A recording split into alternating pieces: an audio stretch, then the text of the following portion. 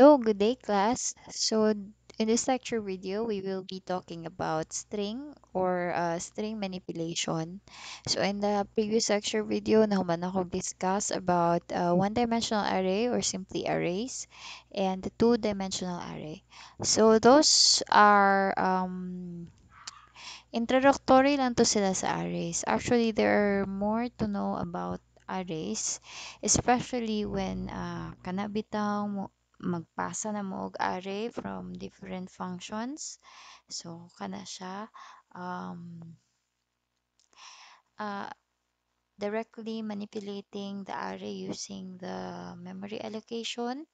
Kana siya will be discussed on the next programming ninyo nga subject no sa sunod nga sem. If maka-enroll mo at mga subject. Katong mga arrays na akong gidiscuss, ayaw ninyo i-assume na mo na to. Okay, there are more to learn about that. But since hapit naman tamahuman, so medyo introductory lang to sila. Okay, but it is important na kabalo mo sa concept ato before mo proceed sa advanced ng information or advanced manipulation sa arrays. Now let's proceed to strings. The reason why it is important that you know the concept of array before tamo jump sa string, it's because strings are array of characters. Okay? Kung mayong kag string, there are words, sentences, kana bitawng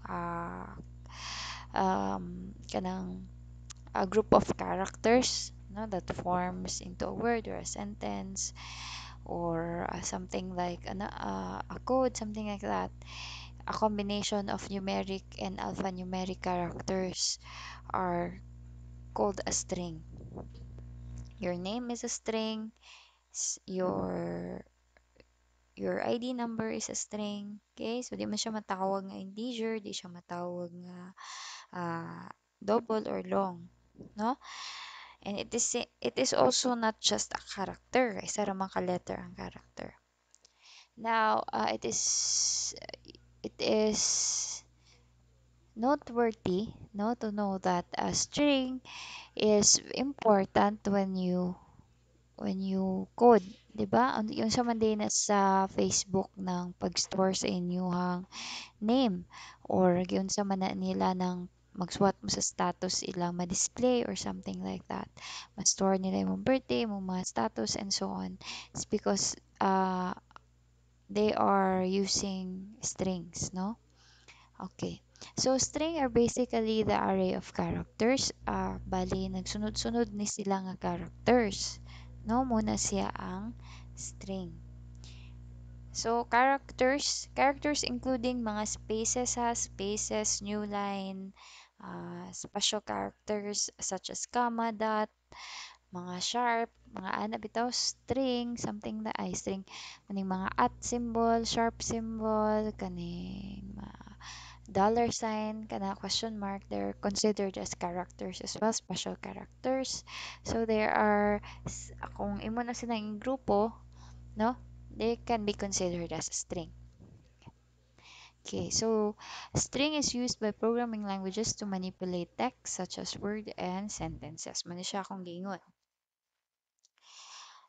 Okay, so in this, here is an example of how you initialize a string in C. So there are other ways to initialize a string in C, pero this is just an example para naamoy idea. So 'di ba kung ma-initialize ta og integer,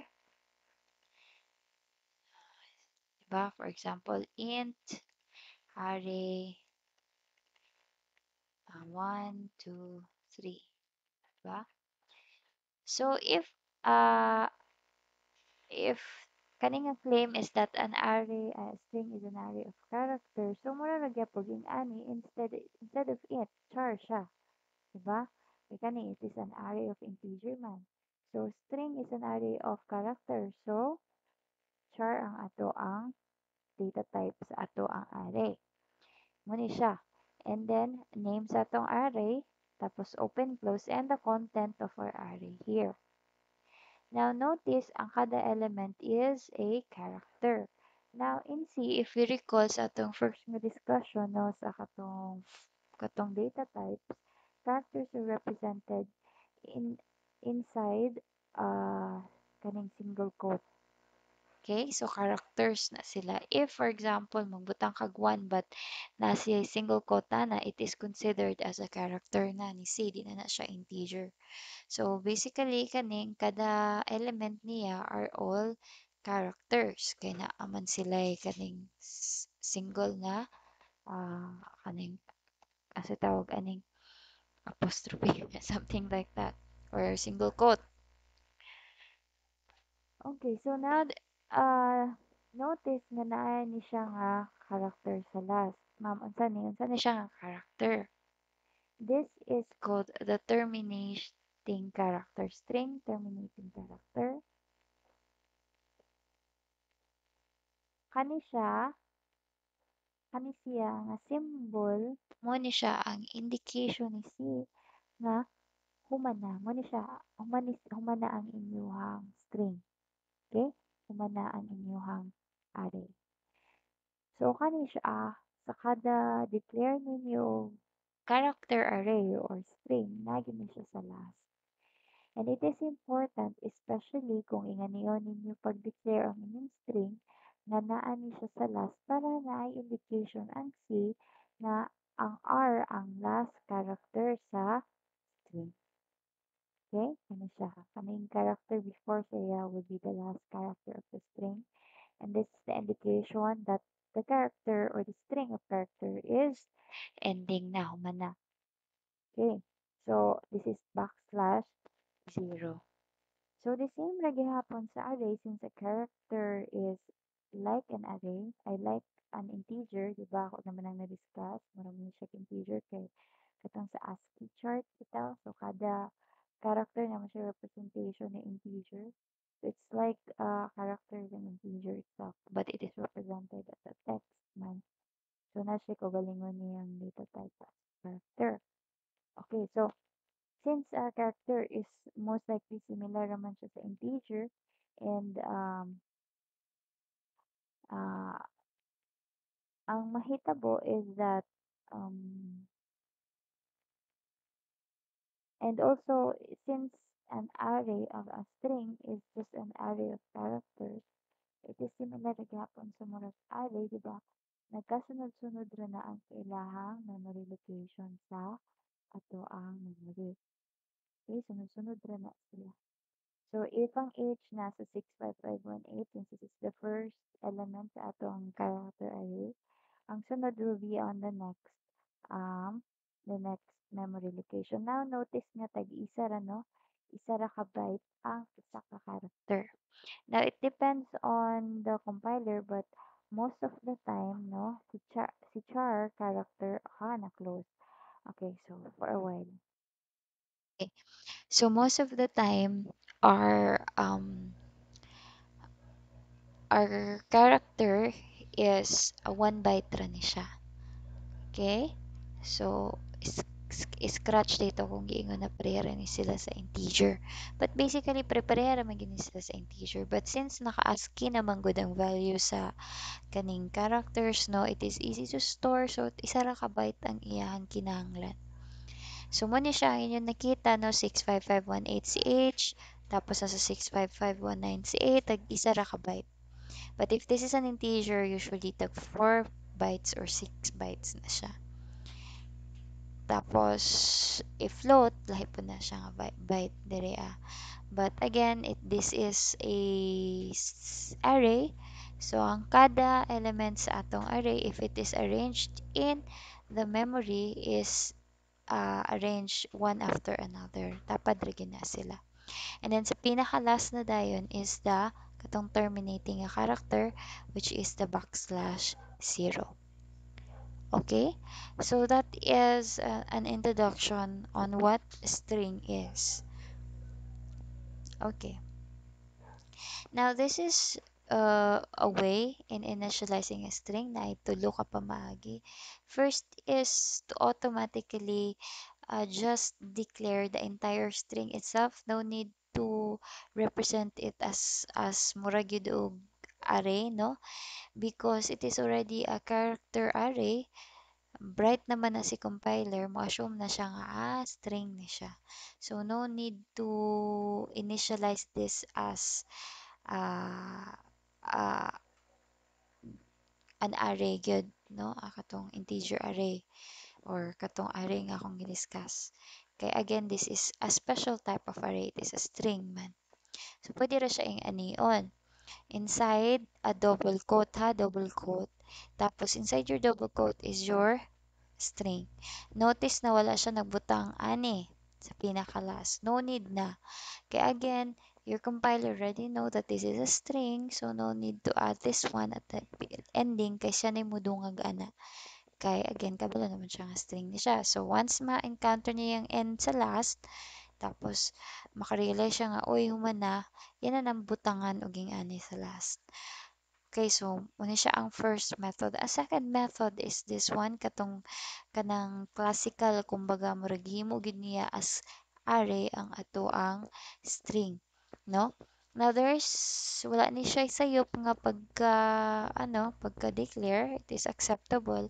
But when declaring your string in this way, it is important na magbutang mo og ing-ani. It's because again, since gingani man ninyo siya pag-declare ang inyong string, your the compiler will not assume that this is a string itself. Mura na niya gimuon og simple na array.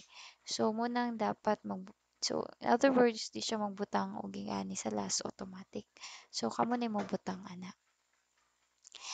And then the next is this one. If for example your string, no, does not have a value yet, o mo kabaloon sa among isulod diri, so it is important, so pwede rin ni siya inganion ninyo, but also note nga na siya size.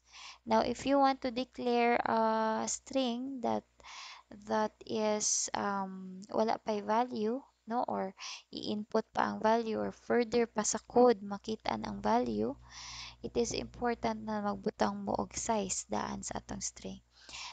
The reason is kaning duha wala sila sizes is again, they already know that na may value gidaan. So nanay clue ang atong compiler nga nakataas ang size ani nga string kay na may value daan.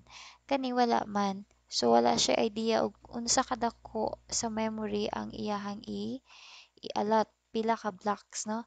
If for example, this is your memory block, nya kani ingani pagka declare, no? So circle dia, circle bali, no, circle man na ba yan? So this is 1 for example. So 1, yan naman yung isulod kabila na siya nga 1 2 3 4 5 6. Mag-declare siya og 7, apil ni siya. So 1 2 3 4 5 6 7 4 5 6 7. So makaalat na siya og memory nga ingani ka dako since kabalo man siya nga na may value daan. Now this one dili siya so this is your memory block sa 1, so naka-assign na siya memory ana. Sa kaning kaduha kani, once ma-encounter ni compiler tapos for example wala kay 15 diha, imo na siyang gi-empty, wala na siya kabaloon sa kadakuha sa memory ang iyang i-allot. Now that could be a problem, and what will happen is that ma-error siya. Kaya again, maglibog man si compiler og unsa gid kadaka nga memory ang gikinahanglan. It is very important in C nga kabalo siya sa memories na iyang panggamiton. And since kung wala ni siya, wala man siya kabalo, so may error ni siya. So it is important when you do not declare a value for a character or for a string yet, you put the size of the string, the probable size. Inyuhan ni siyang bana-banaon.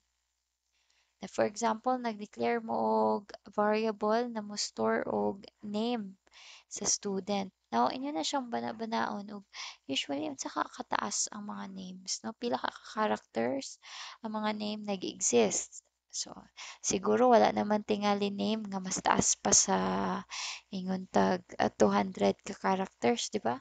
Taas na kayo nga name ug mas lapas pa siya 200. Diba? So, assume na mo nga 200 ra gyud ang maximum. Ana. So, parehaan in this example, nag-assume siya nga 15 ra ang maximum character sa name. So, nag-allot siya og 15 ka blank spaces sa memory. Okay? Now, what happened is that 15 ang inyong gi-allot, 15, pero ang gibutang gyud ana sa atong compiler, nag-extra na siya isa for the terminating character. Okay, so this is your index 0, chu padung 14. So these are all 15 tanan, di ba? These are all 15. Pero nag-allot na siya og isa. So this is now your ika-index 15 plus 1 siya sa total nga size. It's because nagbutang man siya og ingani nga character sa the end. It is important magbutang gid ni siya kay aron na siya ilhanan nga niundang na nga to ang string. Ana siya. Okay?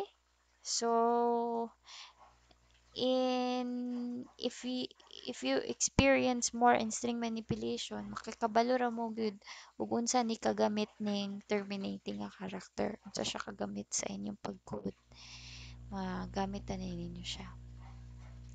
But it is important to note na nagi ni siya at the end of your every string. Okay. So it is also important to note that you can treat string as a regular character array. So since it is an array man, so treat na niyo siya as mura ra gyapon og array.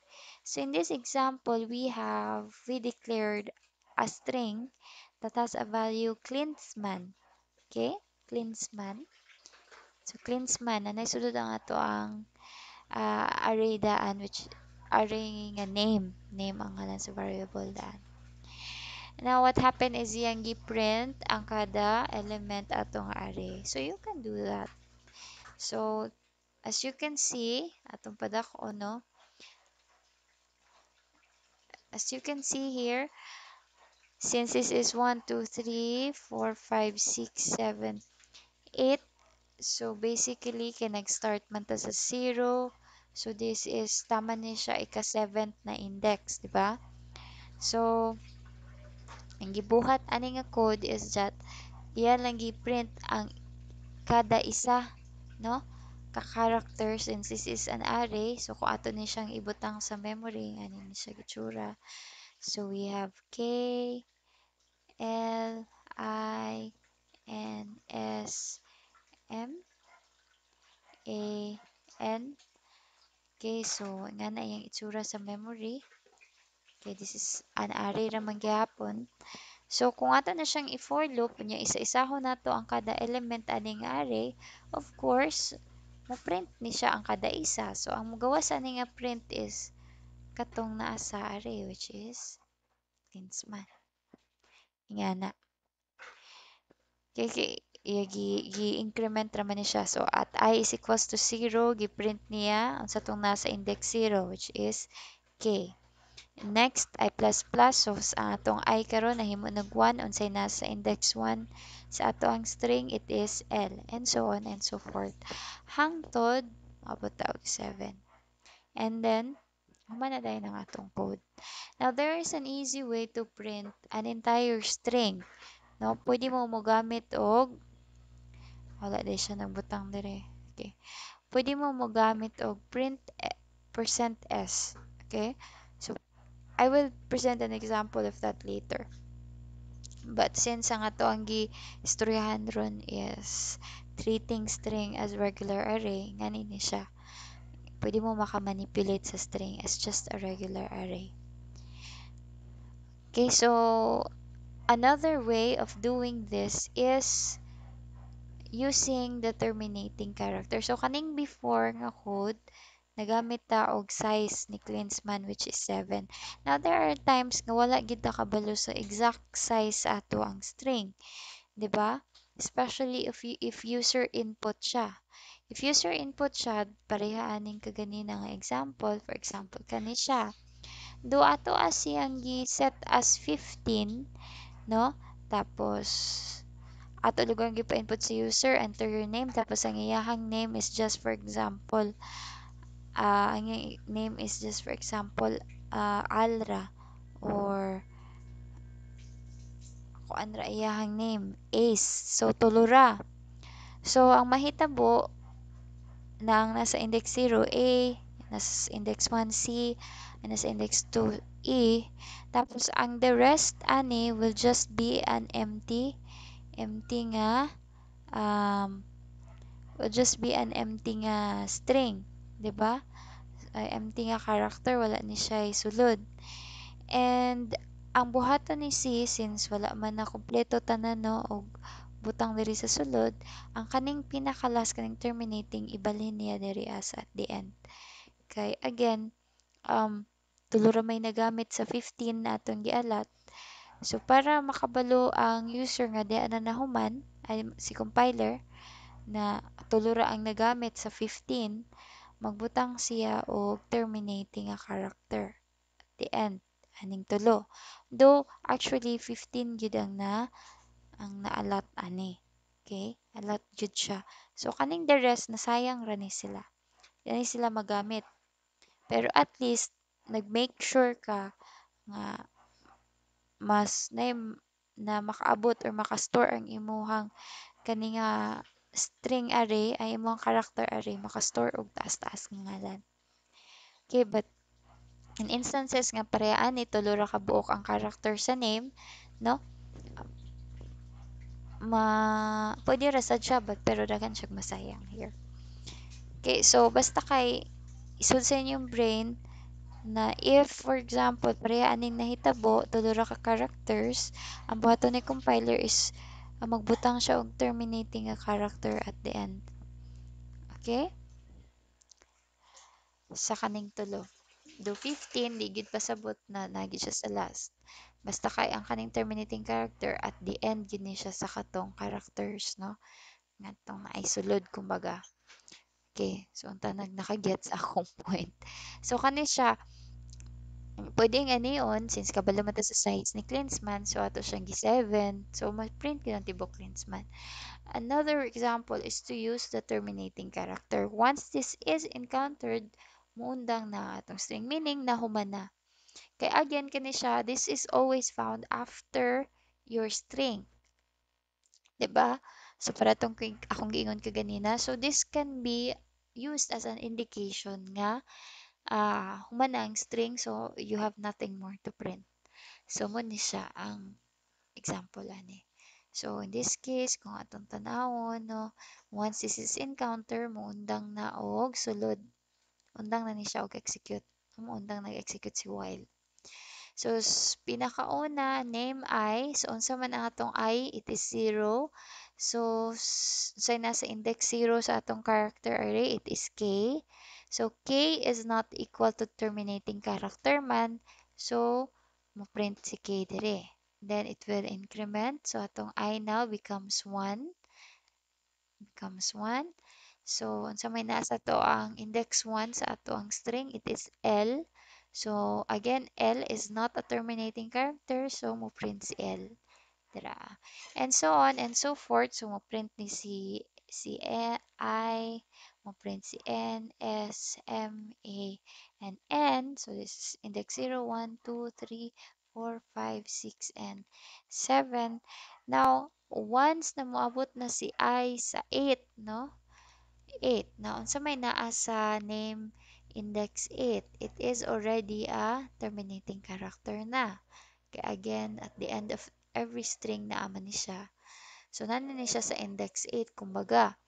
So, at your index 8 is a terminating character and since equal man sila, so this is false, mo ending na ang ato ang code. So, basically, ang iyang na-print is Klinsmann, which is the same as this one, but this is more advantageous because we don't have to track the length of our strings.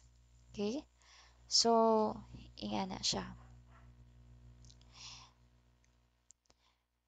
Okay, so here is an example in putting a value inside your string. That is if it is a user input. So, pwede mo mag-scanf, okay? So what happened when inyuhang scanf ang string?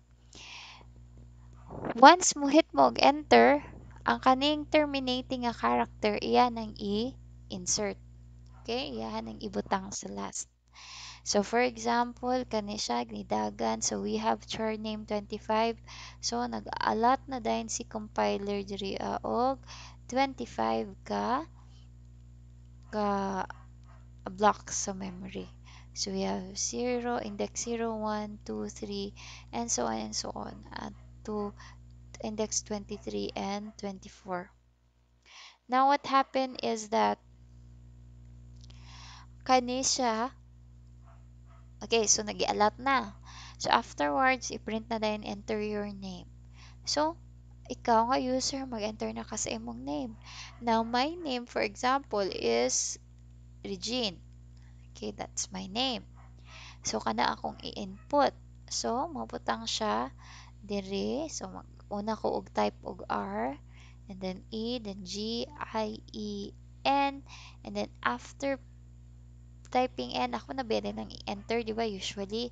So, this is entered na dayon, meaning, ato na siyang gi-click or gipistit ang enter. Now, what scanf does is once this is entered, magbutang na din siya og terminating character sa pinakalas. So, mahitabo diri sa memory, ang R, masulod niya, ang E, ang G, ang I, ang E, and then ang N, and then once the enter is click or hit, magbutang mo din siya dira og terminating. Now, the rest of this memory here will be wasted. This, ang sulod ani will now be garbages. Okay? So, muna siya ang mahitabo sa string. Okay, the length of the string should not exceed the dimension of the character array. This is because the compiler doesn't perform bound checking and character array on character array. So, muna siya. So, for example, nag-input ko ang task kay nga ngalan more than 25 characters. Mo error na siya kay 25 raman ang ato ang gi-allot diri. So, nga na siya, no? If for example gamay ra pud kayo ang imong ibutang nga mga names mugbo, masayang ra pud tong ubang memory spaces. Nara sa imuha ay nara sa munang dapat kabalo jud ka sa estimation sa mga names para sa mga length sa imuhang string para dili pud ingon nga daghan ang masayang nga space at the same time daghan pud kag ma-cater nga name dili sige error ang imuhang program. Okay, for example, nag-alat ka og name pero 5 ra. So, rarely ra kayo ng name nga 5 ra kataas. 5 ra ang iyahang length, di ba? So, dili pud ka makaingon na 1,000 ang name. Grabe kataas sa wala man pud tingali tawo nag-exist nga more than 1,000 character ang iyahang name lang. So, that is already impossible and if you continue on that, daghan yun na masayang nga spaces. Okay, garbage na gid niya until your program ends. So, munang it is important nakabalagin mo sa estimation sa kataas sa inyong string. Now, again, pwedeng ani, however, yun yung scanf, no? %s. Again, %s is a placeholder of strings. Okay? So, pwede %s ang inyong gamiton to print, no? Kung yung %s, muna siya ang placeholder para sa mga string array. If controls a %c character, di ba? And %d it is integer. If it is string, it is %s. Okay, now before we proceed, hala ka na bago man di ang kuan ani size. Asa lang. Okay. So before we proceed sa kaning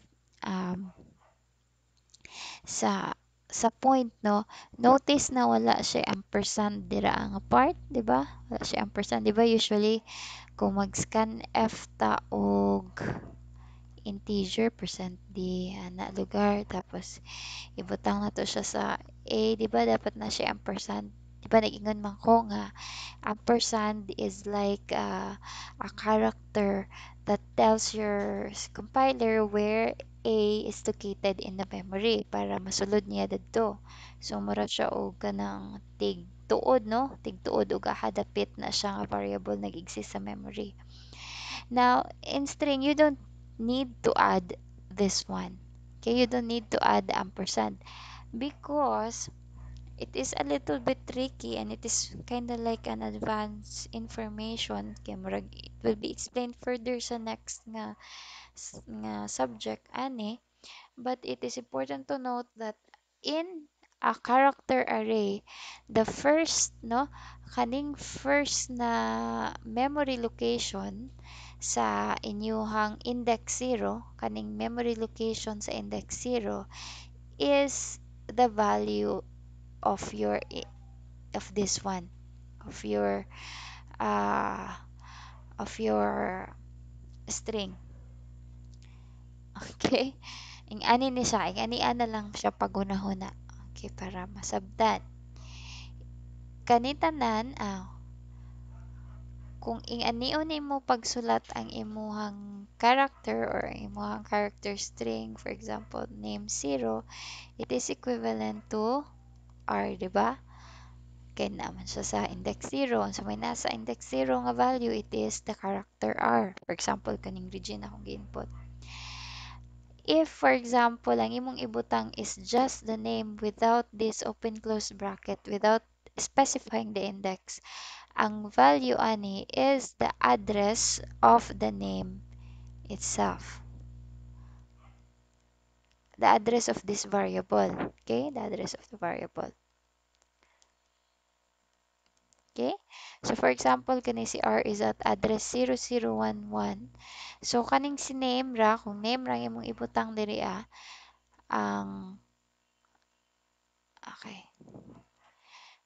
Kung name ra ang imuhang ipangitaan og value, ang mogawas ani is 0011. So mo na iyang value. So meaning this one itself kaning ngalan pa lang sa variable itself is already an address na.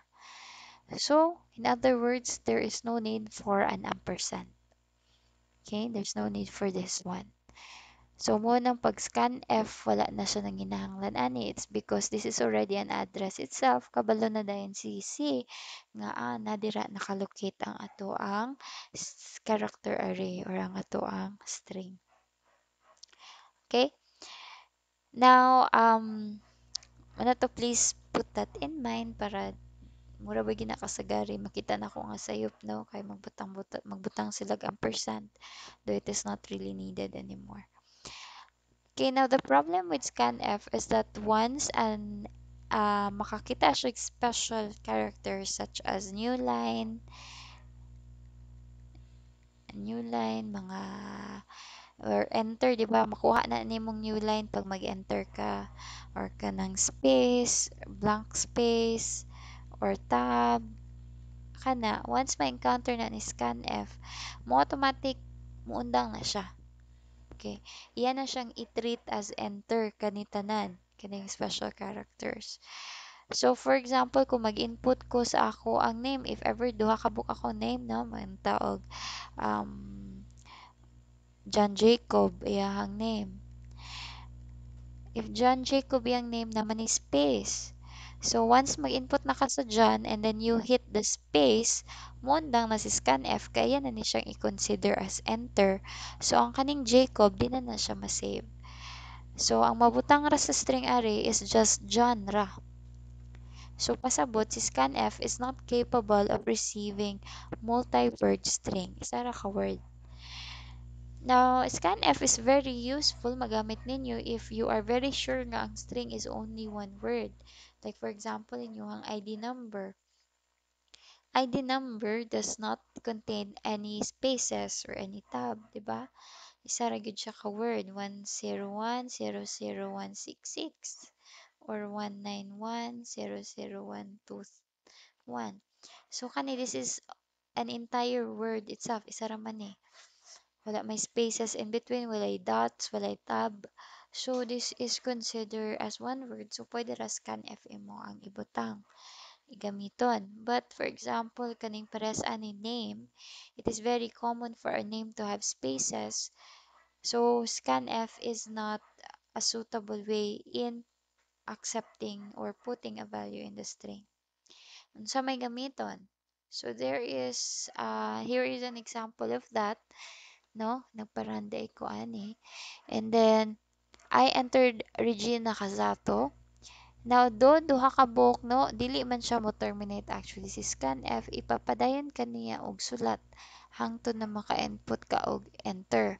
However, since samang kang space diri once you hit the enter, no, iyan ni siyang store ning una, and once nakakita na siya og space, munang na siya. So ang na-save ra nga name is just Regine ra, wala na apil si Nakasato. So this is the sample code here. So enter name, so nagbutang ko sa ako name. Now akong gi-print ug unsa tong nabutang sa name, and it is just Regine. So in other words, wala na apil si Nakasato because of the spaces. Now unsa man akong gamiton ani para ma-avoid ni siya nga problem, magamit ko og gets. Okay? Gets is a built-in function na ni siya daan sa C na pwede ninyo magamit. I don't know ug aha ni siya nga library sa stdlib ba ni siya? I think napod siya sa stdio. So I want you to review on that kasi code blocks man good. Yan naman yung i-automatic load ng mga important na mga functions. So I really don't know what library it came from, but kani si gets magamit ni siya when it comes to entering a string that has spaces in between them or tabs or something like that. So in this example atong nag-declare ta og name, which is a string that has 25 characters, and then atong gipa-input si user, and then here atong gi-get ang name, meaning once this is executed, the compiler will await for the unsay gi-input sa user, and then when it is entered, no mo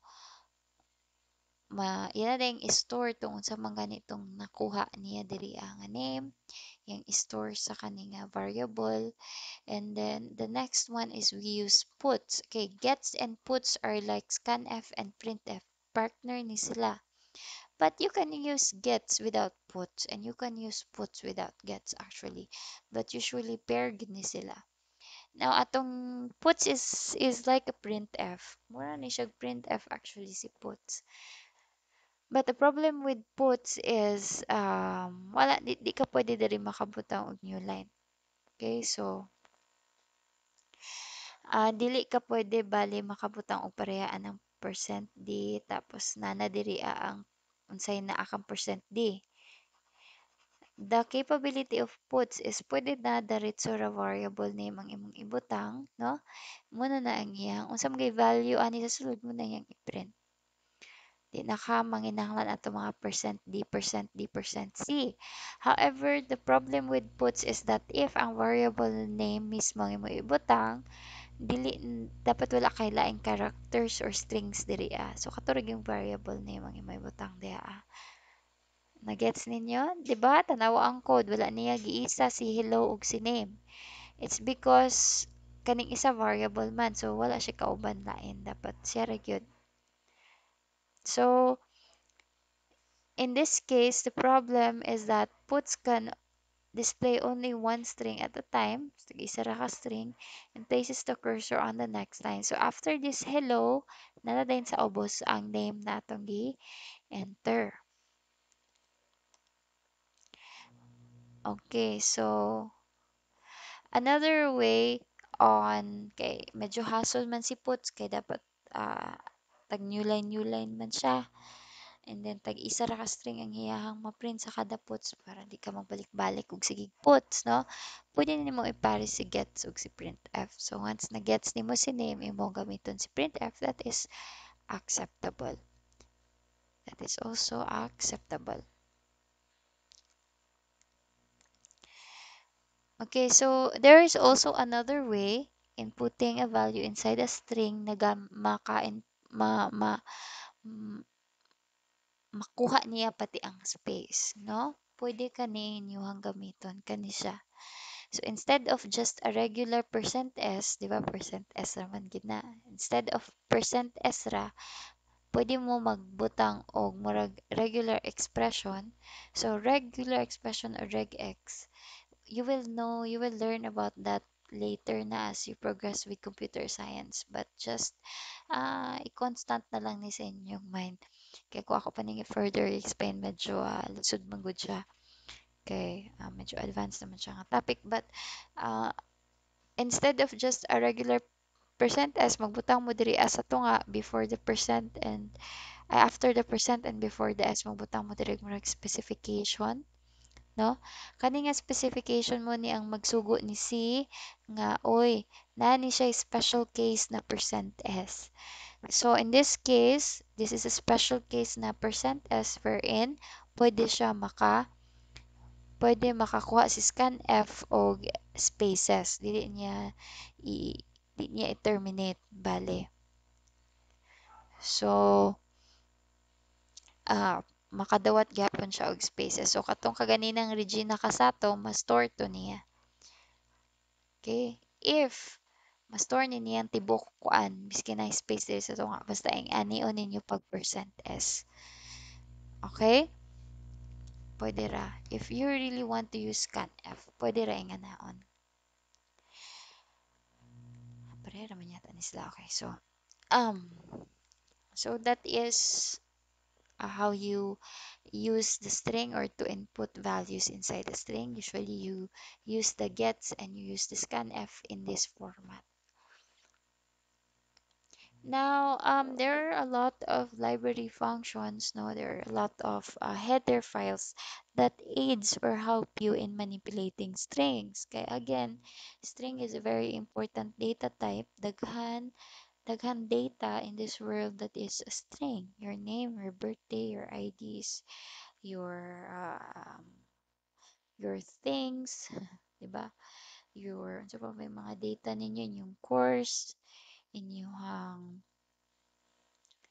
um, inyong year level, something like that. Inyong section, inyong course. Uh, when stored in the computer or stored in a system, they are strings. String na sila. So that is why there are a lot of variety of header files that helps you aid, now that contains functions that helps you aid manipulating strings. Okay. Sayop ako nabutang sayop ako nabutang kaning um, picture. But anyways, ang pinakasikat na magamit ninyo ng mga function and header file is the string.h na header file. Inside the string.h na header file, natay pinakauna is the strlen. Okay, the strlen will help you find the length of the inputted string or the length of your string. So this is an example of using the strlen. Note nga nani siya sharp include sa taas ha. Sharp include string.h. Kaya nagamit naman siya og strlen. So nani siya string.h sa taas. So here we have an array, a character array that has the string bamboozled. Okay. In this part here, we have declared two integers that will count the length of the characters or the length of the string. So L1, no? Atong gipa-count gigamit L1 is equal to katong strlen nga function strlen. Inside the strlen or kaning inside sa iyahang open close na parenthesis is katong string nga gusto ninyo mahibal-an ang length. So here we have the R. So gusto lugar ta makabalo og pila ka buok ang characters ni bamboozled.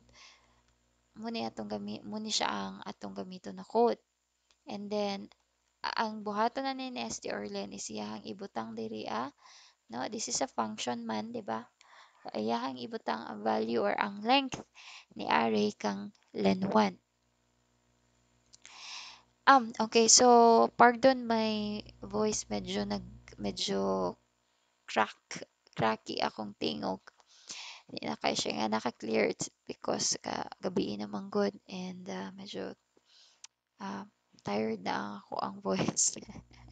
Anyways, next is pwede pod na dili gyud variable ang imong ibutang. Pwede na diretso na string ang imong ihatag kang strlen. In this case, naghatag na siya diretso og Humpty Dumpty nga string enclosed with the double quote. So meaning this is a string itself but without a variable. So meaning wala na to siya gi-store sa variable name. Now, kani siya automatic ato siyang gihatag diretso sa strlen. And pwede ra ni siya. Tapos, sa mga length ani, mo mabutang ni len2. So, as you can see, bombazled is 10 characters. So, 1, 2, 3, 4, 5, 6, 7, 8, 9, 10. And Humpty Dumpty is 13. Okay? Okay. Next example is strcpy. strcpy or string copy is also in our string.h. So kanita na akong ipanghatag sa inyo are in string.h. So sharp include na gini sa taas string.h. Nani siya sa taas ginagamit man taog strcpy. What happened to strcpy is it copies whatever it is or whatever is on the other string variable to another string variable, but isulod lang niya or kopya lang niya. So in other words, kani si source, diba? Kani this is a string, this is a string. Si source has a value of Savonara, kani nga string. Now, what happened in this line here, tapos nag-declare po tawag another variable which is a target. So, maybe ato ni siyang gi-assume na mo ni siya ang mukopya sa kung unsa man gani ang naa kang source 1. Kang source. Okay. So, gamiton na din nato si strcpy. Si una is your target, katong inyuhang sudlan sa kinopya. And then your source, no? Mo ni siya. Kung unsa kay itong kopyahon. It is important to note the order ha. Una, gid perminti itong inyong butangan sa gikopyahan. Tapos, kaduha tong gikopyahan ninyo. Now, what happened is, kung unsa man gayong sulod ani mo ayang i-copy diri sa target. So, kung atong i-print si source ug si target after executing this line, they should have the same value. The sayonara. Savonara ba ito kung ingon ka ganina? It is actually sayonara. Siguro na ano lang ang book. That is sayonara na siya. Buhay na siya. Another string function is the strcat.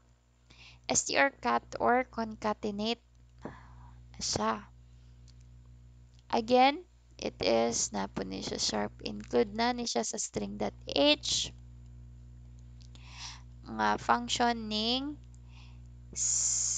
strcat or concat. So, pasabot sa concat, iyahang sumpay itong duha ka string. Okay, sumpay niya. That is what the concat does or what the strcat does. So, here we have two strings. Pinakauna isang source, which is the value folks. And then the second, the target, which has the value hello. Now, what happened here is that though ato ni siyang 30 si target, 30 ang iyahang maximum, ato na siyang gibutangan daan og hello. Meaning, if ever nga ma-change ning hello nga value, no, since 30 man, pwede pa, allowable pa. Kaya naaman tayo extra nga mga spaces. So, ang nahitabo when we use the strcat is that una always ang target ug ang source. What happened is si target ang iyahang sumpayan ni source. Okay? So, si hello, pinakauna, iyahang sumpayan. So, pinakauna is katong value nga imo ang sumpayan. Ang pinakaduha is katong value na imuhang isumpay. So pinakauna is hello, and then next is folks. So what happened is that si source mo ra gihapon, folks lang gihapon si source, but what happens sa target is gisumpayan naman nimo siya again sa str cut. Ang katong pinakauna nimong ihatag no sa iyaha maotoy imuhang sumpayan. So since na-execute naman so once this is printed dapat ay imong target na sumpayan na. So nasumpayan na siya og folks, which is the value ni source. So nahimo na siya og hello folks, gisumpay na siya. Okay, so take note again, ang pinakauna nga value, ihatag mo to ang inyong sumpayan. So by the end of this line here, ang target or katong pinakauna nga value nga gisumpayan, nasumpayan na. So lahi na to iyang value. So that is why it is important and make sure nga naging may extra spaces sa inyong sumpayan para dili mag-error. Para namoy kasudlan sa katong iyang isumpay. Pareha ani, do hello ra ang iyang gi-declare nga value, iyahang gi-set as 30 kay kabalo man siya nga napay isumpay sa hello. So if for example wala ka nagbutang og 30 diha no, mag-error siya kay iya naman ning iset na 4 kabuok. So i-error ni siya. Di niya masulod si folks. Okay, so I hope you get my point. The next function and the last that I will be discussing is the str compare. So this is also in string.h. There are a lot of function in string.h. Pwede mo pwede mo mag-search, no? Daghan ni siya. So we have sharp include string.h. Inside, and this is the last function that I will be explaining inside the string.h for the companies actually. It is the string compare. So, what by its name, i-compare lang niya ang duha ka string. Okay? If the two strings are equal, it will return a zero value. Zero, ha? Dili 1, 0. If it is not, then what happened is, ako lang i-explain. Explain ako sa nag-discuss ang unsay naa ni nga code. So here we declared two strings. String 1 is Jerry and string 2 is Fairy. We have three integer value that will display the values na unsay i-return ni str compare after comparing strings. Okay, para makita ninyo ug unsay behavior ni str compare. In this line here, gi-compare nato si Jerry kang string 1. String 1 is also Jerry. Di ba? I-compare po nato siya sa string Jerry, which is constant. Constant kay wala man siya nato gibutang sa variable. But it is also Jerry. So in other words, these two strings, string 1 and Jerry, are equal. Kaya pareha man sila puros Jerry.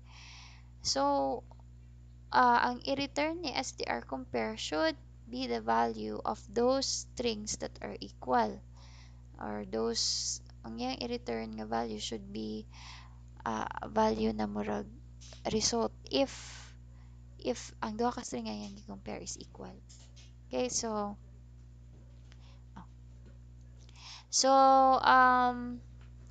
as you can see in the sample output, this is the output, 0 ang value ni I.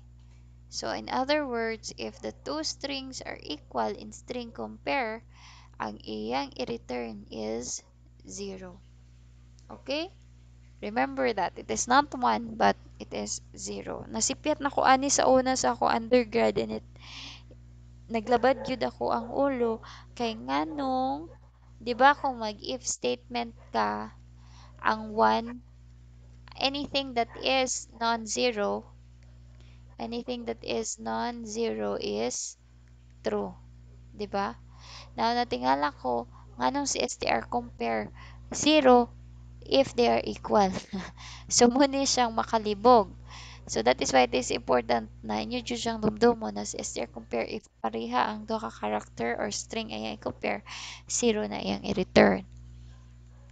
Now, in this one here, in the value of J, i-compare na to si string 1 ug si string 2. String 1 is Jerry, string 2 is Ferry. Isa ra ka buok letter ang na-change sa duha, no? Isa ra ang difference. Okay, why did I say this? Why did I notice this? It kay na ni siya relation sa output.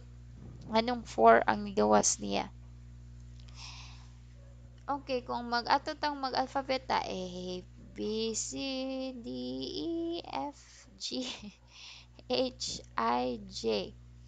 Okay.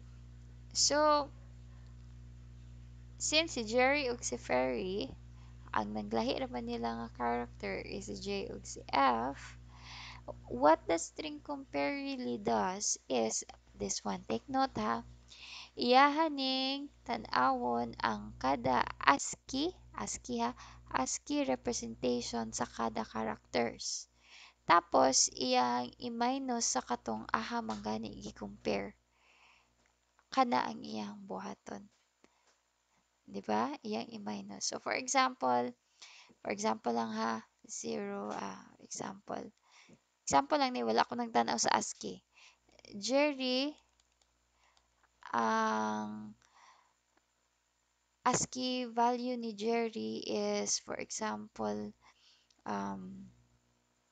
bewa, 1, 2, 3, 4, 5, 6, 7, 8, 9, 10. For example, 10, si J, ASCII value ni J is 10, for example lang na. And then, E is 5, and then R is 15 siguro. And then Y is, abot lang siguro 25. Okay. So, for example, kanilang mga ASCII values na atong gi-string compare man sa pinakauna si I, no? Compare man po nato ni siya kang Jerry. So, the same rin siya. 10, 5, 15, 15, 25. Pareha na sila. Ang gibuhat ni STR compare is iya ning gi-minus si 10 minus 10, 5 minus 5, 15 minus 15, 15 minus 15, y minus 25 minus 25. Now, as you can see, kung ato ning ipang minus, this is all equal to 0. Mo nang 0 ang iyang i-return if pareha ang duha ka characters, duha ka string. Pareha sila. Now, this one here, tao na to si Jerry and si Ferry, no? For example, Jerry and Ferry. Now, J is 10, 5, 15. This is mga ASCII ni nila, 25. And then Ferry, for example, is Ferry is 6, no? 6, 5, 15, 15, 25. Okay, the same naman ni E. Okay, R. So, the same na sila ASCII. But RJ is 10, RF is 6. So again, iyan na pong ipang minus. So 10 minus 5, 5 minus 5, 15 minus 15. 10 minus 6 is pila man? 4. And then this is 0, this is 0, this is 0, this is 0. Minus niya, minus. So, pag minus niya na may dili 0, 'di ba? Na may 4. So, katong 4 ang iyang i-return. Maning 4 ang nakabutang dire. So, pasabot, dili man 0 ang i-return. So, kaning duha ka string is not equal. They are not the same. Okay. The same ra pud aning sa kaduha. Okay? Nahitabo ani is that si string 1 is Jerry again. And then our string 2 is Jerry boy. Now, what happened is, though the same ni sila kung ato ning i-minus, these are all 0, pero kani wala naman siya ika-compare ani dire. But kani siya na apay boy. So, muna siya ang pasabot sa 32. Again, gi-minus ni siya, this is 0, 0, 0. Gi-minus sa kung pila magani ni siya. So, muna negative ang answer. But the bottom line is, if you want to use string compare, if it is 0, the both of the string are equal. If it is not, then they are not equal. Ana ra siya ka-simple. So, I guess that will be all for this lecture video. We are already running 1 hour na ko nag-discuss og string. And in reality, it is only the introduction of string lang. wala na ko nag-discuss og unsaon pagpasa og string to another function. If you are curious on how to do that, you can always look at the books, read at the tutorial, but I will not be explaining that anymore in the scope of this course. Okay? Okay, medyo taas-taas na nga to ang scope. So, but if you're really curious, pwede gid mo mag-advance. It is advantageous sa inyo harapod. Okay? So, para na sa inyo ang self. So, I guess that will be all for this lecture video, and that will be the last topic that we will be discussing for this course ITE 12. So hopefully na mo na-learn sa tanang topic na akong gipang discuss. And if you have questions, please do contact me, DM me.